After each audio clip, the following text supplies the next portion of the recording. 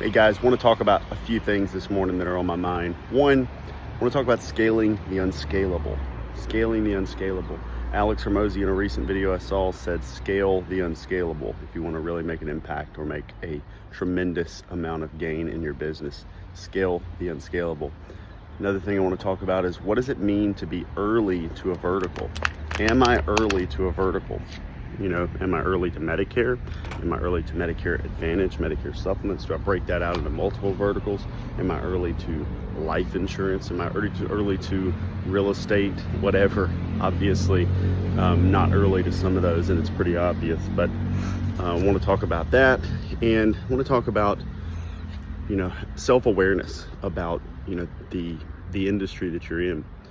Anytime someone comes into something like, you know, if you're a child born into a household of means, you have certain default expectations that you don't really understand how hard they were to come by, right? And that happens in business. We see is entrepreneurs or salespeople or entrepreneur-aholics or entrepreneur wannabes or solopreneurs or whatever you want to call these people.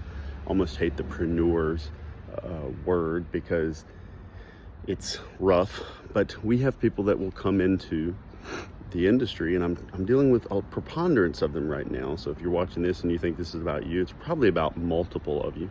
You get a little bit of fatigue in this process, but when we are talking about these concepts, one, scale the unscalable. When I came into Medicare, you know, and a lot of people don't know this, but some people do, have heard me say it. My goal was not to be a billionaire. My goal was not to be a centimillionaire. My goal was not to make tremendous amounts of money. My goal was to provide for my family and figure out how to help people and provide for my family.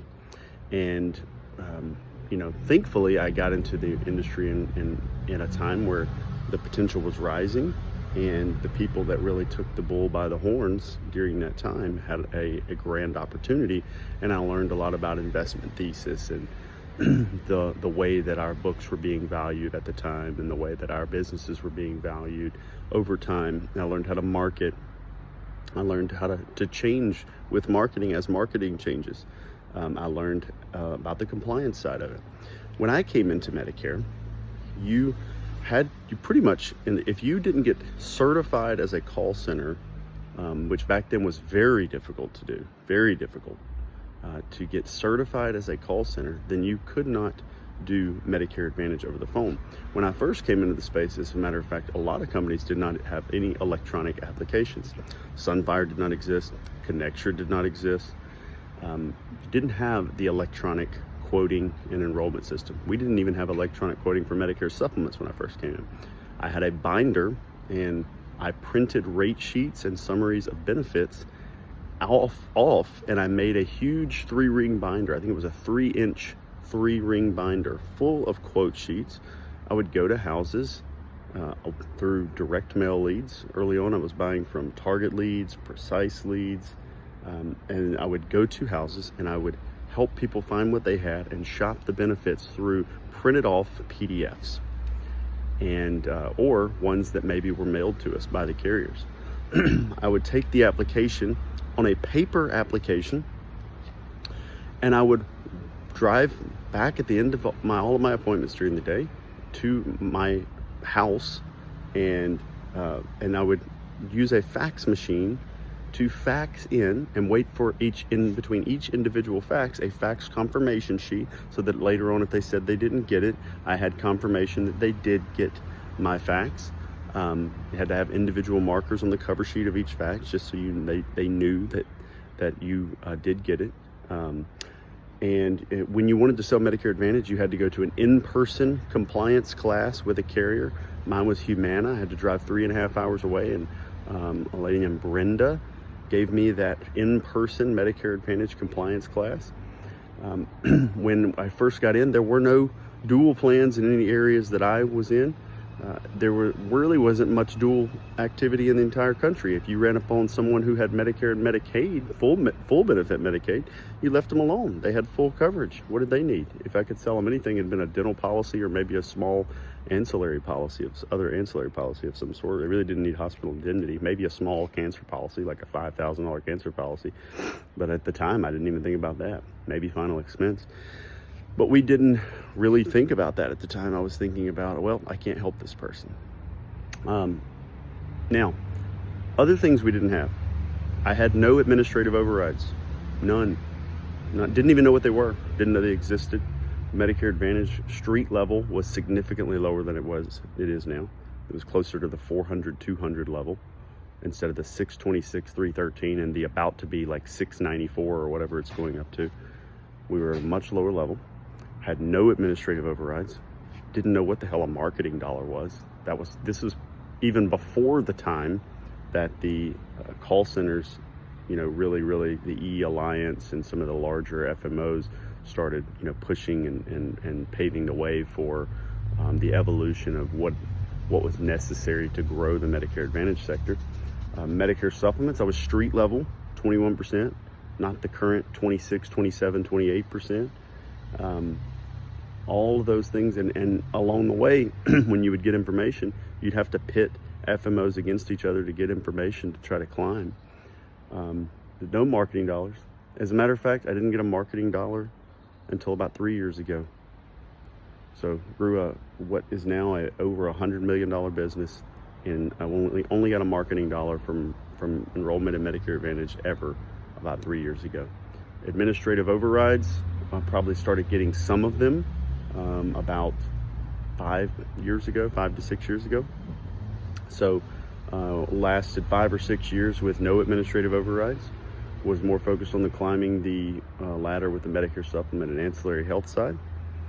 Now people come into the business, they're instantly given overrides with no production, just based on potential that we see in them for whatever reason. And then they're instantly talking about marketing dollars right away. They're talking about all of these different things. They have quote and enroll applications.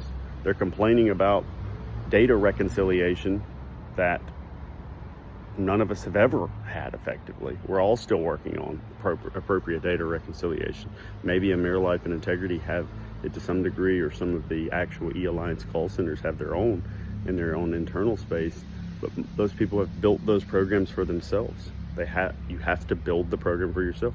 They spent millions and millions of dollars on data reconciliation software, employees that are very expensive, data analysts, and people that have a lot of experience in that space. And they built it for themselves. They're not just going to give it away to anyone. CRMs, when I came into the space, CRMs were per seat.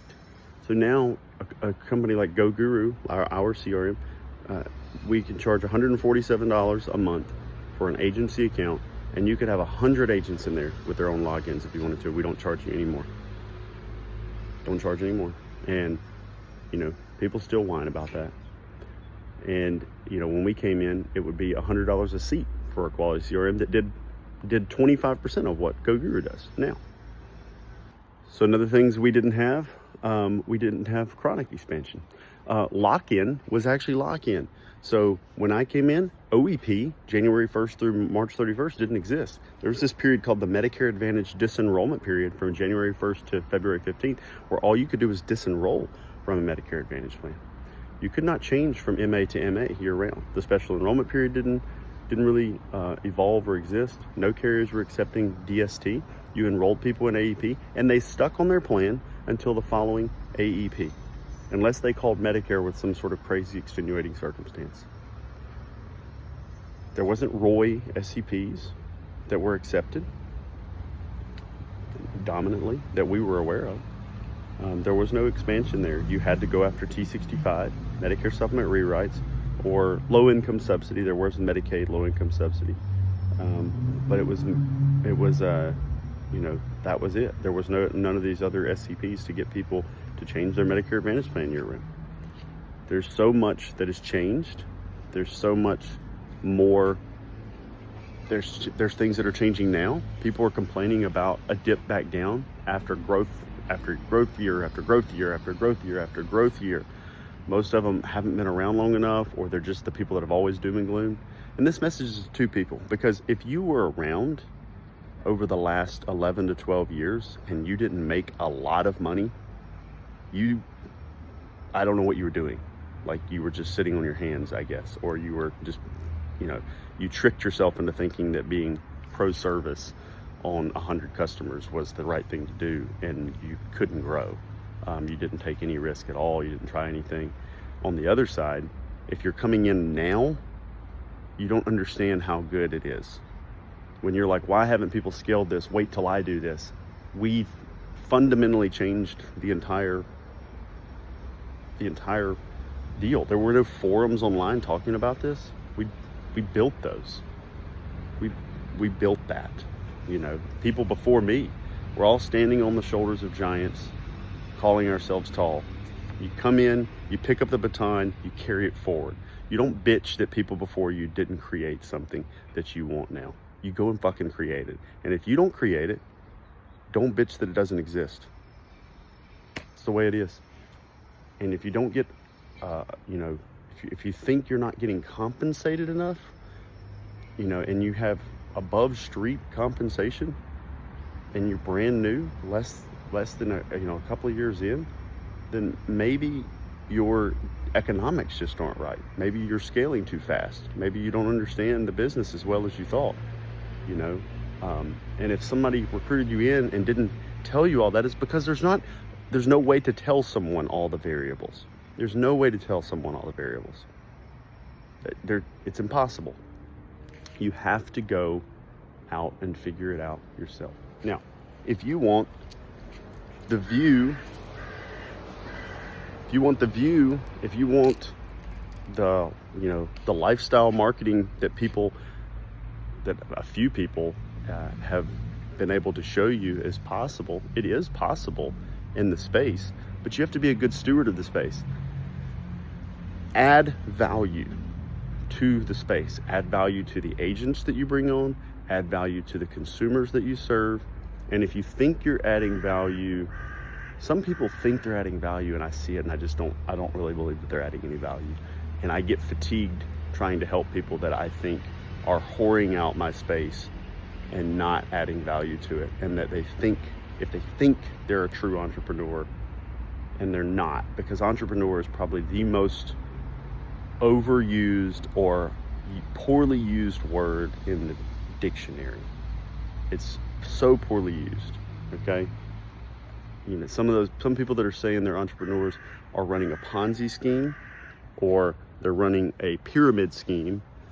And I want to work with people that take the time to build the appropriate business, not just counting the appropriate metrics and sucking money out of the system, but actually adding immense value to the consumers that the agents serve and the agents that the business serves.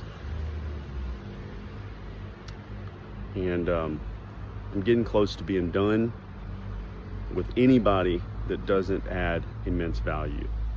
And I'm getting close to being done bringing on new agencies at high levels, because their expectations are ridiculous. And I don't care how many applications they do. It doesn't fucking matter to me. I got the view. I got the business. Our business is good. We're not dependent on any one entity or two entities or three entities. We want to work with people that are adding value. If that's you, most of you that are on our team, that are our partners, are adding value. And that's who I want to work with. Anybody that I think is not adding value is real close to getting cut from my partnership, because I just am done with the bullshit.